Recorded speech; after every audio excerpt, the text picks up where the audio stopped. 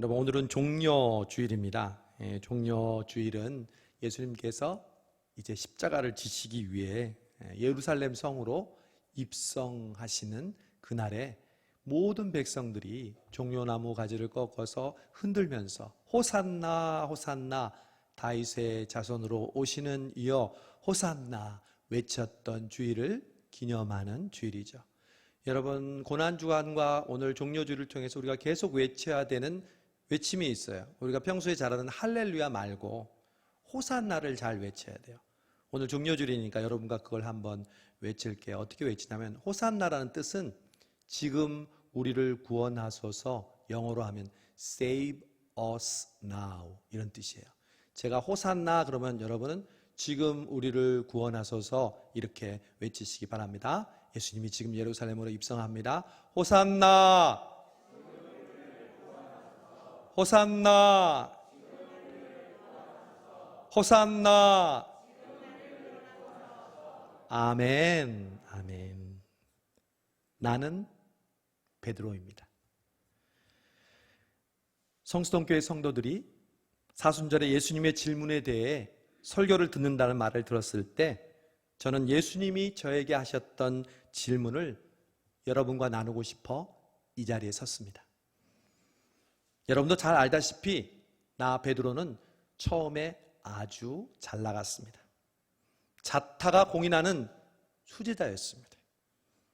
예수님이 특별히 대해주시는 탑3 안에 드는 제자였습니다. 사실 그 중에서도 제가 넘버 원이었습니다. 야고보와 요한은요, 저에 비하면 한참 밑이었죠. 그러나 저는 넘버 원의 자리를 가이사랴 빌립보에서 한꺼번에 잃을 뻔했습니다. 그때 저는 천국과 지옥을 오갔습니다. 예수님이 거기서 너희는 나를 누구라고 생각하느냐 물으실 때 다른 제자들은 꿀먹은 벙어처럼 가만히 있을 때 제가 그랬거든요. 주는 그리스도시요 살아계신 하나님의 아들이라고요. 예수님은 저에게 엄청난 칭찬을 해주셨습니다. 그러나 갑자기 그 뒤에 뜬금없이 예수님이 자신은 십자가를 지고 죽으신다고 하셔서 그러면 절대 안 된다고 예수님을 만류하다가 곧바로 엄청난 책망을 받았습니다. 예수님이 저에게 뭐라고 한지 아십니까? 나 원참 사탄이라고 하셨습니다. 사탄 같은도 아니고 사탄아 내 뒤로 물러가라. 너는 나를 넘어지게 하는 자로다. 넘버 원이요, 사탄이 되어버렸습니다. 그때부터 저의 마음은 다급해지기 시작했습니다. 제가 누굽니까? 넘버 원 베드로잖아요. 그래서 어느 날 주님께서 우리 모두가 주님을 배반할 거라는 말씀에 저는 자신 있게 이렇게 외쳤습니다. 주님, 다른 모든 사람이 부인하더라도 저는 결코 주님을 배반하지 않겠습니다. 배반이요? 차라리 함께 죽겠습니다. 이 고백은 저의 진심이었습니다. 그러나 저는 예수님이 잡히시던 날 밤 흥분해서 칼을 휘두르며 제사장의 종의 귀를 베기까지 했지만 결국 예수님이 잡혀가시는 걸 보고 다른 제자들과 함께 예수님을 버리고 도망쳤습니다. 그런 제가 한심했습니다. 내가 이러면 안 되지, 넘버 원인데. 그래서 저는 가던 길을 멈추고 슬그머니 다시 돌아왔습니다. 예수님이 어떻게 되나 보려고 멀찍이서 예수님을 따라가 보았습니다. 누가 알아요? 저러다가 갑자기 예수님이 단번에 군사들을 물리치실지, 그때 제가 가까이서 짠 하고 나타나면 얼마나 그림이 좋습니까? 예수님께 같이 있다가 도망갔고 또 묻혀버리고요. 그런 기대와 그런 두려움으로 예수님의 신문 장면을 사람들과 함께 숯불을 쬐며 지켜보고 있었습니다. 바로 그때였습니다. 갑자기 옆에 있던 한 여종이 저를 보고 그러는 겁니다. 당신 예수와 함께 있었죠? 분명히 내가 본 것 같은데요. 이러는 게 아닙니까? 저는 가슴이 철렁 내려앉는 줄 알았습니다. 심장이 멎는 것 같았습니다. 만약 여기서 제가 예수님의 제라는 것이 발각되면 저도 예수님처럼 끌려갈 것만 같았습니다. 그래서 빛의 속도로 나는 그 사람을 모르어 화를 내며 말했습니다. 그러나 여종은 제 얼굴을 빤히 쳐다보면서 분명히 내가 예수와 함께 있는 것을 보았는데 끈질기게 추궁했습니다.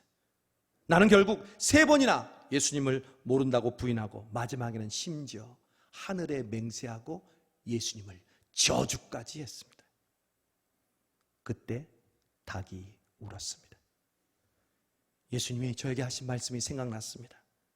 내가 절대 주님을 부인하지 않겠다고 큰 소리 쳤을 때 주님이 나에게 하신 말씀이었습니다. 베드로야, 내가 오늘 닭이 울기 전에 3번 나를 모른다고 하리라. 그 순간 예수님이 고개를 돌려 저를 바라보셨습니다. 예수님의 눈과 제 눈이 마주쳤습니다. 그러나 예수님의 눈은 나를 원망하는 눈이 아니었습니다. 나는 예수님의 눈과 마주치는 그 순간 그 다리를 박차고 뛰어나갔습니다. 그리고 아무도 없는 곳에 가서 목 놓아 엉엉 울었습니다. 내 자신이 너무 싫었습니다. 정의롭고 백성들을 사랑하는 척했던 다윗이 자신의 충신의 아내를 범하고 전쟁터로 보내 죽였었죠. 앞에서는 믿음 좋은 척했지만 나의 이익 앞에선 주님을 헌신짝처럼 버리는, 내가 그렇게 싫어했던 인간이 바로 저였습니다. 사실 저는 죽고 싶었습니다. 그러나 죽을 용기도 없었습니다. 그 뒤로 나의 삶은 나락으로 떨어졌습니다. 항상 흘러넘쳤던 열정은 어디론가 사라져버리고 이제는 아무도 만나기 싫고 아무것도 하기 싫고 그냥 그렇게 무기력하게 시간을 보내고 있었습니다.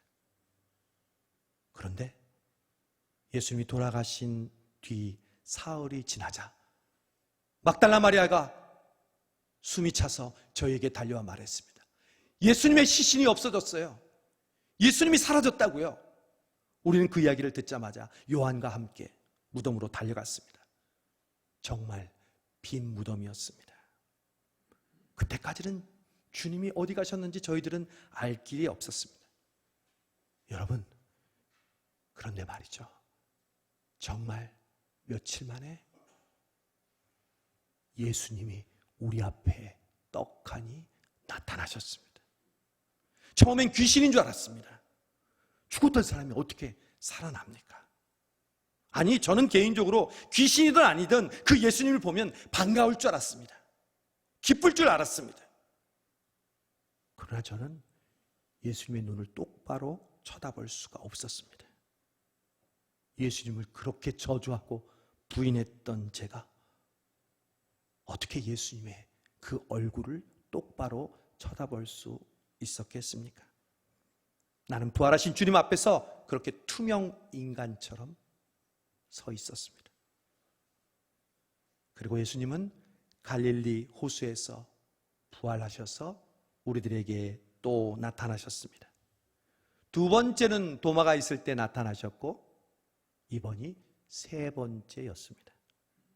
요한은 그때를, 저의 모습을 자신의 복음서에서 자세하게 묘사했습니다. 어떤 분은 저처럼 다혈질이고 말부터 앞서는 함부로 말하는 그런 베드로가 별로라고 하시는 분도 있을 것입니다. 그러나 그것은 겉으로 드러나 보이는 저의 모습인지도 모릅니다. 저의 내면은 어쩌면 평범하고 내성적이고 소심한 사람인지도 모릅니다. 실제로는 내성적이지만 그런 사람들이 더 과장하고 더 쾌활한 척하고 자신을 포장하기도 하기 때문이죠. 혹시 아마 이 가운데는 저와 같은 분들이 있을지도 모르겠습니다. 어쨌든 부활하신 예수님을 3번씩이나 만난 저의 심정은 여러분 어땠을까요? 여러분은 죽었던 예수님이 여러분 눈앞에 3번씩이나 나타났다면 기쁨과 소망이 넘치고 신앙이 예전처럼 돌아갔을 거라고 생각하실 겁니다. 죽었던 예수님이 살아난 것을 직접 본다는 것은 얼마나 큰 영광입니까? 그러나 저와 제자들은 달랐습니다. 예수님을 2번, 3번 눈으로 보고 손으로 만졌지만 사실 우리의 마음은 복잡했습니다. 왜냐? 예수님이 평소처럼 우리와 항상 함께 있지 않았기 때문입니다. 그래서 우리는 혼란스러웠습니다. 이전에는 3년간 지내면서 잠시도 떨어지지 않고 우리와 함께 자고 먹고 그림자처럼 함께 하셨던 예수님이 아무리 부활하셨다고 하지만 잠깐 나타나시고 계속 비어있는 그 빈자리는 우리에게 너무 컸습니다. 그분이 없는 일상은 너무 어색했습니다. 그분과 동행할 때는 그분이 말씀하시는 대로, 그분이 시키는 대로 그대로 하면 됐습니다. 가끔 꾸중을 들었습니다. 그러나 그때뿐이죠. 주님은 우리에게 또 설명해 주시고 우리를 계속 인도해 주셨습니다. 그러나 지금 그분이 없는 지금은 어디로 가야 할지, 무엇을 해야 할지, 예수님이 없는 우리들은 한마디로 공황 그 자체였습니다. 그런 공황 상태를 견디다 못해 저는 다른 제자들에게 말했습니다. 나 고기 잡으러 간다. 마땅히 할 일도 없고 그냥 놀자니 생계도 막막했습니다. 사실 3년 전 예수님이 나를 부르실 때 저는 저의 생업이었던 그 배와 그물을 던져버렸습니다. 그리고 3년 동안 그 일은 전혀 하지 않았습니다. 그러나 그 3년 전에 내가 했던 그 고기를 잡으러 저는 가고 있습니다. 혹시 이 가운데 여러분은 예수님 믿기 전, 은혜 받기 전의 모습으로 돌아가고 계신 분은 없습니까? 저는 예수님이 안 계신 제자의 삶은 더 이상 의미가 없다고 생각했습니다. 그래서 고기를 잡으러 갔던 것입니다. 여러분도 그렇잖아요. 여러분의 삶 속에서 그분의 손길을 체험했다고 해서 당장 여러분의 삶의 모든 문제가 해결되던가요? 어쩌면 더 막막하고, 어쩌면 더 불안하고, 어쩌면 더 일이 손에 잡히지 않을 때가 있었잖아요. 여러분 가운데 은혜를 경험했으면서도 무엇을 해야 할지 불안하고 걱정되고 미래가 보이지 않은 적이 있었잖아요. 제가 그랬다니까요. 여러분이 베드로고 제가 여러분의 거울인 이유가 바로 여기 있습니다. 오늘 저를 보면서 여러분의 모습을 발견하시기 바랍니다. 어쨌든 그렇게 고기를 잡겠다고 하니까 다행히 어부였던 다른 제자들이 자기들도 따라가겠다고 했습니다. 그들도 저와 함께 오랫동안 고기를 잡아 생계를 유지하던 어부였기 때문입니다. 그렇게 우리는 함께 갈릴리 바다로 나갔습니다. 그리고 정말 오랜만에 그물을 던지고 또 끌어올렸습니다. 그런데 웬걸? 고기는 한 마리도 잡히지 않았습니다. 던지고 끌어올리고 던지고 끌어올리고 어느덧 날이 새기 시작했습니다. 지쳤습니다. 더구나 오랜만에 해서 그런지 더 피곤했습니다. 마음은 무겁고 몸도 피곤하고 잠도 오고 배도 고픕니다. 결국 한 마리도 못 잡고 그물을 걷고 가야 했습니다. 바로 그때였습니다. 바닷가에 있던 한 사람이 우리를 향해 외쳤습니다. 여보시오, 고기 좀 많이 잡았소? 그러자 우리가 대답했죠. 헛탕이요, 아무것도 못 잡았수다.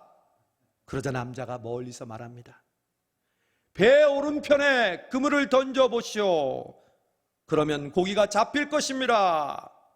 저런 실없는 사람을 봤나? 우리는 허탈한 마음에 그저 속는 셈 치고 배 오른편에 그물을 던졌습니다. 그런데 배 오른편에 그물을 던지고 그물을 들어오는 순간 갑자기 묵직한 게 느껴졌습니다. 처음에는 그물이 뭔가에 걸린 줄 알았습니다. 그런 일이 종종 있었으니까요. 그러나 그게 아니었습니다. 그물을 끌어올리자 펄떡거리는 고기들이, 수많은 고기들이 그물 안에 있었습니다. 우리는 어안이 봉봉해서 입을 벌린 채 서로를 쳐다보고만 있었습니다. 그때 요한이 말했습니다. 저분은 주님이시다. 그 소리를 듣자마자 나는 반사적으로 웃옷을 걸치고 바닷속에 몸을 던졌습니다. 선생님 앞에서 우통을 벗고 만날 수는 없었으니까요. 예수님을 따라 무리를 걷다가 빠진 뒤로 처음으로 오랜만에 헤엄을 치는 것이었습니다. 그때도 예수님이 허우적거리는 나를 내 손을 잡아 그 바닷속에서 건져주셨죠. 저는 열심히 헤엄쳤습니다. 넘버원이었으니까요. 무조건 급하게 헤엄쳐 육지를 향해 나갔습니다. 그런데 그 짧은 시간 동안 얼마나 많은 생각이 주마등처럼 지나갔는지 모릅니다. 예수님과의 행복했던 기억보다는 비참한 기억이 뇌리를 떠나지 않았습니다. 여러분도 왜 안 좋은 기억이 더 오래가는 경우가 있으시잖아요. 저는 다른 사람들은 부인해도 저만은 부인하지 않겠습니다. 예수님 앞에서 큰 소리를 치던 내가 보였습니다. 그리고 곧바로 조그만 아이 앞에서 예수님을 3번이나 부인하고 저주하며 모른다고 했던 내 모습이 떠올랐습니다. 그리고 다구는 소리, 예수님의 눈과 마주치며 통곡하는 내가 보였습니다. 예수님을 만나게 되면 그렇게 자기의 어두운 모습이 떠오르나 봅니다. 그러자 또 눈물이 흐릅니다. 차가운 바닷물이 내 얼굴을 적시고 있었지만 그 바닷물 위로 뜨겁게 흐르는 것은 눈물이었습니다. 이윽고 해안가에 맨 먼저 도착했지만 물에 빠진 생쥐처럼 축 늘어진 몸으로 숨을 헐떡이면서 주님 앞으로 다가갔습니다.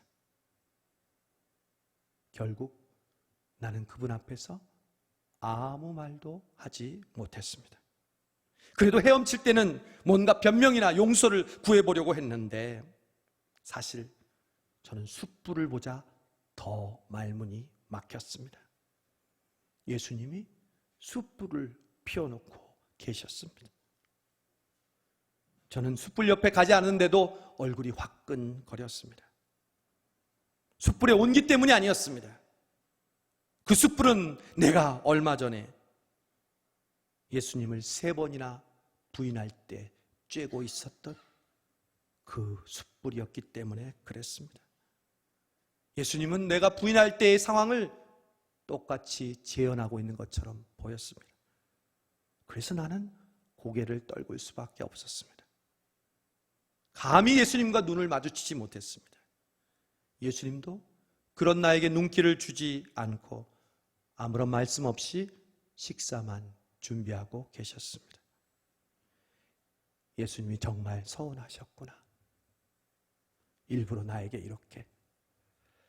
나중에 온 예수님의 제자들도 예수님과 나 사이에 흐르는 그 무거운 침묵을 깰 수가 없었습니다.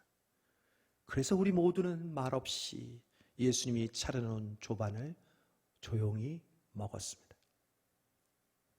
식사가 끝날 무렵 예수님은 드디어 말문을 여셨습니다.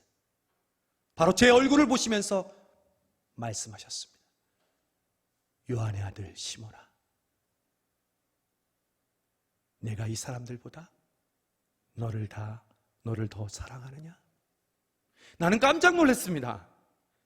예수님이 나에게 말을 걸어오시다니, 그리고 첫 마디가 자신을 사랑하느냐고 부드럽게 물어오시다니, 버럭 화를 내시고 나를 꾸짖어도 시원치 않을 텐데 나를 사랑하냐고 물으시다니. 저는 평소에도 다른 제자들보다 주님을 사랑한다고 믿었습니다. 충성스러운 제자라고 생각했습니다. 지금 상태는 별로 안 좋지만 그래도 여전히 주님을 사랑한다고 믿고 있었기에 저는 나지막히 곧바로 대답했습니다. 주님, 그렇습니다. 내가 주님을 누구보다도 사랑하는 줄 주께서 아시지 않습니까? 마음 한구석으로는 기뻤습니다. 주님이 날 버린 게 아니구나. 아직도 날 인정해 주시는구나. 그래, 내가 그렇게 주님을 사랑하지? 그때 주님은 저에게 동문서답과 같은 말씀을 하셨습니다. 내 어린 양 떼를 먹이라. 나는 잠깐 혼란스러웠습니다. 내가 얼마나 주님을 사랑하느냐고 물으셨는데 주님의 양을 먹이라니 무슨 뜻입니까? 어리둥절하고 있는데 그분이 다시 한번 저에게 질문하셨습니다. 요한의 아들 시몬아, 내가 나를 사랑하느냐? 아니, 사랑한다니까 왜 자꾸 물어보시는 거야? 또 곧바로 대답했습니다. 주님, 그렇습니다. 제가 주님을 얼마나 사랑하는지 주님이 아십니다. 약간 이상했습니다. 그렇지만 저는 제 마음을 그대로 쏟아놓았습니다. 그러자 예수님이 또 똑같은 대답을 하십니다. 내 양을 치라. 그런데 저는 예수님이 세 번째 요한의 아들 시몬아, 내가 나를 사랑하느냐 물었을 때 분명히 알았습니다. 아무리 둔감한 나 베드로였지만 그때 눈치챘습니다. 숯불 앞에서 예수님을 3번 모른다고 부인한 것처럼 예수님은 똑같은 질문을 3번 하시면서 나에게 복수하고 있는 것처럼 느껴졌습니다. 그렇습니다. 그것은 재연이었습니다. 예수님은 내가 예수님을 3번 모른다고 부인했을 때의 모습과 환경을 그대로 연출하고 계셨습니다. 숯불 앞에서 3번이나 주님을 모른다고 했던 것처럼 지금 숯불 앞에서 3번이나 나를 사랑하느냐 물으셨던 것입니다. 그래서 저는 사랑하느냐는 질문이 사랑한다면서 나를 그렇게 사랑한다면서 이런 목소리로 들렸습니다. 그래서 마지막에는 차마 얼굴을 들지 못하고 근심스러운 목소리로 이렇게 대답했습니다. 주님, 모든 것을 아시오매 내가 주를 사랑하는 줄 주께서 아십니다. 주님이 정말 저를 사랑하신다면 베드로야, 힘들었지? 괜찮아. 잘할 수 있을 거야. 이런 격려와 위로는 못해줄 망정 저의 아픈 상처를 그렇게 찌르십니까? 그래요, 저 그런 놈이에요. 그런 줄 모르셨습니까? 그렇게 드러내야 속이 시원하십니까? 그러나 그것이 바로 나를 회복시키기 위한 주님의 사랑이었는지 그때는 몰랐습니다. 나의 죄와 허물을 그대로 드러내는 그것이 예수님이 나에게 당한 대로 갚기 위한 것이 아니라 예수님이 진정으로 나를 회복시키기 위한 예수님의 처방이었다는 것을 그때 나는 몰랐습니다. 예수님은 먼저 나의 상처, 나의 죄책감, 나의 낮은 자존감과 맞닥뜨리게 하셨습니다. 그래야 예수님과의 진정한 관계가 회복되기 때문입니다. 많은 사람들이 주님을 만나는 것을 왜 어려워할까요? 그 이유가 여기 있습니다. 다른 사람들은 은혜 받는다는데 왜 나는 아직 아무런 변화가 없지? 여러분, 병을 고치려면 환부를 그냥 덮으면 되는 것이 아닙니다. 내 상처를 드러내고 도려내야죠. 물론 고통스러운 과정입니다. 사람들은 자신의 죄가 드러나는 것을 두려워하고 불쾌하게 생각합니다. 그래서 반사적으로 이렇게 선택합니다. 먼저 죄를 합리화합니다. 나만 그런가? 누구든지 그런 상황에 처해 보세요. 다 저처럼 할걸요? 어쩔 수 없었다고요. 또 죄를 축소합니다. 이 정도 가지고 이 정도는 죄도 아니야. 가룟 유다는 예수님도 팔았잖아. 다윗은 간음죄와 살인죄를 범했잖아. 또 어떤 사람들은 다른 사람에게 그 죄를 뒤집어 씌웁니다. 이건 다 우리 부모님 때문이야. 우리 형제들 때문이야. 우리 자녀들 때문이야. 우리 직장의 상사, 그리고 나를 배반한 그 인간 때문이야. 아니면 자신을 원망합니다. 난 어쩔 수 없어. 별 수 없는 놈이지. 네가 무슨 변화는 변화야, 얼어 죽을. 너 또 그럴 거잖아. 우리의 죄가 드러나지 않고 이런 식으로 죄를 회피하게 되면 우리는 절대로 회복할 수 없습니다. 부활의 주님은 나의 실상을 너무 잘 알고 있었습니다. 인간은 자신의 죄가 주님 앞에 드러나 그것을 주님 앞에 내어놓을 때 비로소 주님을 만나게 되고 회복되기 때문입니다. 부활의 주님은 나의 치부를 드러내시고 나의 힘을 완전히 빼셨습니다. 이제 나는 예전처럼 나를 의지하고 나의 믿음과 주님에 대한 사랑이 다른 사람보다 뛰어나다고 함부로 말하지 않습니다. 어쩌면 나의 힘이 모든 빠진 상태에서 그래서 주님 앞에 고백했던 것입니다. 주님, 모든 것을 아시오매 내가 주님을 사랑하는 줄 주께서 아십니다. 나는 내 자신의 잘못을 주님 앞에서 깨달았습니다. 나 자신의 힘을 의지하지 않게 되었습니다. 그리고 주님의 회복을 그 질문을 통해 깨닫게 되었습니다. 그러자 주님께서는 나에게 말씀하셨습니다. 내 양을 먹이라. 그것도 3번이나 말씀하셨습니다. 여러분, 사실 이것이 내가 나를 사랑하느냐 주님이 질문하셨던 목적이었습니다. 예수님이 진짜 하시고 싶은 말씀이었습니다. 나를 회복시킨 이유였습니다. 예수님은 고난주간을 시작하는 여러분에게도 똑같이 물으십니다. 사랑하는 성수동 교회야, 사순절을 믿음으로 몸부림치며 여기까지 왔구나. 네가 나를 사랑하느냐? 내 양을 먹여라.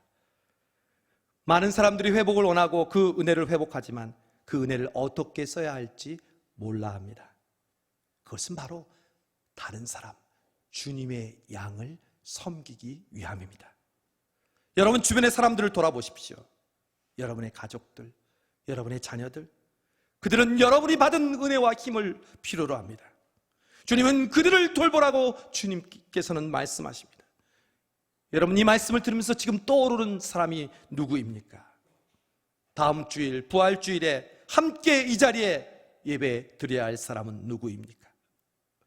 여러분이 섬기고 돌봐야 할 사람들입니다. 여러분, 이 한 주간에 그들을 위해 기도하고 기도하십시오. 사람의 마음은 우리가 절대 바꿀 수 없습니다. 그러나 하나님은 그 마음을 바꾸실 수 있을 줄 믿습니다. 부활의 주님이 저에게 다가오셨던 것처럼 고난주간을 앞둔 우리에게도 주님은 다가오십니다. 주님은 여러분의 완벽함을 절대 요구하지 않으십니다. 여러분이 진심으로 주님을 사랑하고 주님을 따르기를 원한다면 주님은 여러분을 용서하시고 또 여러분을 다시 일으켜 주실 것입니다. 저는 성수동교회가 완벽하지 않음을 압니다. 목사인 저 또한 그렇습니다. 성수동교회가 다른 교회, 다른 성도들보다, 다른 목사보다 특별나서 이렇게 오늘 이 자리에 있는 것이 아닙니다. 오직 주님을 사랑하는 마음, 주님을 따르려는 마음을 보시고 주님은 고난주간에 우리의 허물을, 우리의 연약함을, 우리의 죄악을 여지없이 드러내실 줄로 믿습니다. 그때 우리의 힘이 빠지게 될 것입니다. 우리의 죄악이 드러날 때 아프고 부끄러워도 베드로처럼 저처럼 주님 앞에 그것을 내어놓으십시오. 그때 비로소 우리는 회복을 얻게 될 것입니다. 그리고 그 회복은 나를 위해서가 아니라 바로 다른 사람, 주의 양을 위해서 섬기는 데 사용될 것입니다. 저 베드로는 오늘 여러분에게 부활의 주님을 대신해서 묻겠습니다. 고난주간을 앞둔 성수동교회 성도 여러분, 여러분은 주님을 사랑하십니까? 주님의 양을 먹이십시오. 저는 마지막으로 저의 최후를 말하고 이야기를 마칠까 합니다. 저는 교회의 지도자로 체포되어 사실 폭군 네로 황제의 탄압으로 로마에 오게 갇혔습니다. 그러던 중 가까스로 로마의 감옥에서 탈옥했습니다. 발걸음을 재촉해서 도시를 빠져나가려는데 마침 반대쪽에서 마주오는 한 사람을 만나게 되었습니다. 익숙한 얼굴이었습니다. 예수님이셨습니다. 골고다 언덕에서 돌아가신 그 주님이 로마에 다시 나타나신 것입니다. 나는 깜짝 놀라서 정신을 차리고 주님께 이렇게 물었습니다. Quo vadis, Domine? 주여, 어디로 가시나이까? 주님께서 대답했습니다. 나는 로마로 간다. 가서 또 한 번 십자가에 달릴 테다. 그 말이 믿어지지 않아 저는 물었습니다. 주님, 정말로 십자가에 달리신다고요? 그렇다. 그 대답을 들은 나는 발길을 돌렸습니다. 주님, 그렇다면 저도 돌아가겠습니다. 가서 주님과 함께 십자가에 달리겠습니다. 그 길로 나는 로마에 도착한 채 황제로부터 체포되어 십자가형을 선고받았습니다. 나는 십자가 앞에서 집행관들에게 이렇게 부탁했습니다. 그리스도는 하늘에서 땅으로 내려오셔서 십자가에 똑바로 달리셨습니다. 그러나 나는 땅에서 하늘로 올라가는 영광을 입었으니 내 머리는 땅을 가리키고 다리는 하늘을 향해야 합니다. 그리고 나는 주님과 똑같이 십자가에 달릴 자격이 없으니 십자가를 돌려서 내 머리가 아래 오도록 매달려 주십시오. 나는 그리스도를 따라하고 싶었습니다. 그러나 십자가에 똑바로 달릴 수가 없었습니다. 십자가는 오직 그분만 홀로 달리실 자리이기 때문에 그렇습니다. 저는 그렇게 거꾸로 십자가에 못 박혀 죽었습니다. 고난주간이 시작됩니다. 저와 여러분에게 주님이 물으십니다. 사랑하는 아들아, 사랑하는 딸아, 정말 너는 나를 사랑하느냐? 네, 주님을 사랑하는 줄, 그래서 지금까지 믿음을 지키며 여기까지 온 줄 주님이 아십니다. 그렇다면 내 양을 먹여라, 내 양을 치라, 주님이 말씀하십니다. 이 고난주간 한 주간 그 주님의 음성을 듣고 참 기쁜 마음으로 십자가를 지는 저와 여러분 되기를 바랍니다. 기도하시겠습니다.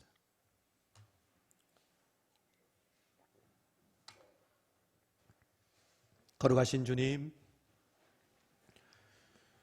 오늘 베드로의 고백이 저의 고백임을 주님 앞에 아뢰입니다. 주님 없이는 살지 못한다고, 난 믿음으로 여기까지 왔다고 말하면서도 내 작은 욕심과 나의 완벽함, 나의 의로움을 위해서 주님 신앙을, 믿음을 헌신짝처럼 버렸던 저희들, 우리를 버리지 않으시고 우리를 책망하지 않으시고 오히려 우리에게 내가 나를 사랑하느냐 물으시는 주님, 네, 주님, 우리의 허물이 주님 앞에 드러나기를 원합니다. 이 고난주간 우리의 의로운 행위를 쌓기 위해 몸부림치는 것이 아니라 우리의 주님 앞에 온전하지 못한 모습들이 적나라하게 드러나기를 원합니다. 그리고 우리의 모든 힘이 빠진 뒤에 주님이 주시는 위로와 회복으로 우리에게 맡겨주신 이 땅을 살아가는 나에게 생명을 허락해 주신 그 이유와 목적과 사명을 이루는 저희들 되게 주옵소서. 예수님의 이름으로 기도하옵나이다. 아멘.